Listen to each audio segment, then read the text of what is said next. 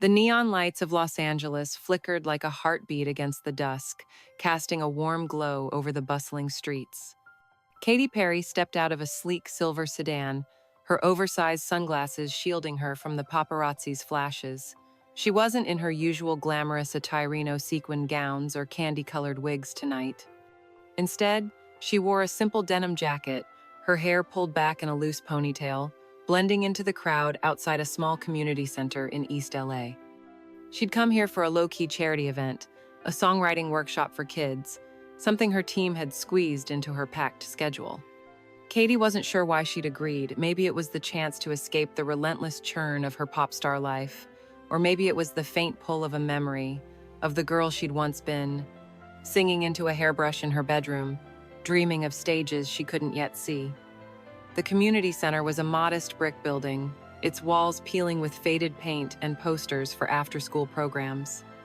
Inside, the air smelled of old coffee and chalk dust, and the hum of fluorescent lights buzzed overhead. A group of kids, maybe 20 in all, sat in a circle, clutching notebooks and pencils, their faces a mix of excitement and nerves. Katy slipped into the room quietly, not wanting to disrupt the workshop already in progress. The organizer, a kind-faced woman named Miss Rivera, was encouraging the kids to share their song lyrics. Most were shy, their voices barely audible, but one girl caught Katy's eye.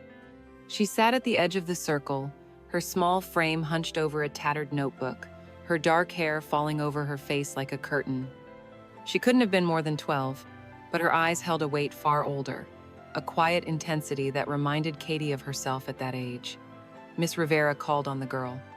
"Lila, want to share what you wrote?" The room stilled and Lila's shoulders tensed. She shook her head, her voice barely a whisper.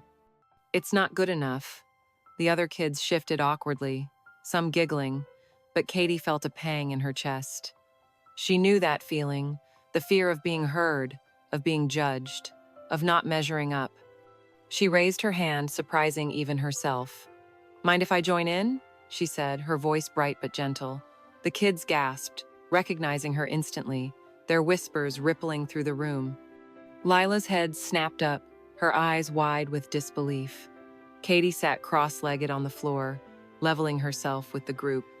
"I used to think my songs weren't good enough either," she said, smiling at Lila. "Still do sometimes, but you know what? The best songs come from the heart, not from being perfect." Lila's grip on her notebook tightened, her knuckles pale. "Miss." Rivera nodded encouragingly, and after a long pause, Lila spoke, her voice trembling. "My name's Lila. I wrote something, but it's stupid. It's about my mom." The room grew quieter, the air heavy with anticipation. Katy leaned forward, her gaze steady. "Nothing from the heart is stupid, Lila. Can I hear it?" Lila hesitated, then opened her notebook, her hands shaking. She began to read, her voice soft but clear, like a melody waiting to be born. "When the lights go out and the world's too loud, I hear your voice calling through the crowd. You said I'd shine, said I'd be fine, but how do I sing when you're not mine?" Her words faltered, and tears welled in her eyes. She snapped the notebook shut, her cheeks flushed. "It's dumb," she muttered, looking away. The other kids were silent, some staring at their shoes, others at Lila. Katy's throat tightened. She recognized the rawness in those lyrics, the kind of pain that didn't need polish to be powerful. "Lila," Katy said softly, "that's not dumb. That's real. Who's the song about?" Lila's breath hitched, and for a moment it seemed she wouldn't answer. Then, in a whisper, she said, "My mom. She passed away last year. Cancer. She always said I could be a singer, like you. She loved your songs." Firework was her favorite. The room felt smaller, the weight of Lila's words pressing against everyone. Katy's eyes stung, memories of her own struggles, doubts, rejections, the fear of never making it flooding back. She saw herself in Lila, not the superstar, but the girl who'd once poured her heart into songs no one heard. "Can I ask you something?" Katy said, scooting closer. Lila nodded, wiping her eyes. "Why do you think your mom believed in you?" Lila's voice was barely audible. She said I had a light inside me, said it'd shine even when things got dark. But it's hard to believe that now. I'm not like you. I don't have a big voice or fancy studios. I just have this. She held up her notebook, its pages creased and worn. Katy smiled, not her stage smile, but something softer, realer. You know, I didn't have those things either when I started. Just a notebook like yours and a dream that felt too big. Your mom was right about that light. I see it in you right now. Lila looked up, her eyes searching Katy's face for truth. But what if I'm not good enough? She asked, her voice breaking. Katy took a deep breath, the question echoing her own fears from years ago. Good enough isn't about hitting every note or having a perfect song. It's about telling your story, even when it hurts. Your song? It made me feel something. That's what matters. Lila's tears fell freely now, and Katy reached out, placing a hand on her shoulder. Can I sing it with you? Just us, no pressure. Lila's eyes widened, but she nodded.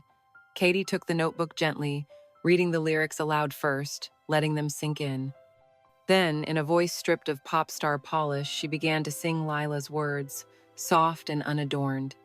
When the lights go out and the world's too loud, Lila joined in, her voice shaky at first, then stronger, harmonizing with Katy's on. The other kids watched, some swaying, others wiping their own tears. The room, once cold and sterile, felt alive, filled with the fragile beauty of two voices weaving together, one a superstar, the other a girl finding her courage. When they finished, the room erupted in applause, not the polished cheers of a concert, but the raw, heartfelt kind. Lila smiled, her first real smile of the night, and Katy felt something shift inside her. She'd come here to give back, to check a box on her schedule, but this moment was more a reminder of why she'd started singing in the first place. She pulled out her phone, not to post or record, but to type a quick note to her team. Lila, she said, I'm gonna make a call. There's a studio in LA that helps young artists. I want you to have a session there. No pressure, just a chance to keep writing, keep singing. Lila's jaw dropped. Why me? She asked, her voice small but hopeful. Katy grinned, handing back the notebook. Because your mom was right. You've got a light, and the world needs to see it. Lila clutched the notebook to her chest, tears mixing with a smile. The other kids gathered around, their own dreams sparked by the moment. Katy stood, feeling lighter than she had in months, the noise of her life quieter now, drowned out by the sound of Lila's voice. As Katy left the community center, the neon lights of LA glowed brighter, the city alive with possibility. She glanced back, seeing Lila through the window, still holding her notebook, her face lit with determination. Katy knew that look it was the same one she'd had years ago, staring at a future she couldn't yet reach. Keep singing, Lila, she whispered to herself, stepping into the night. The stars above seemed to pulse, as if echoing the light of a girl who'd just begun to shine.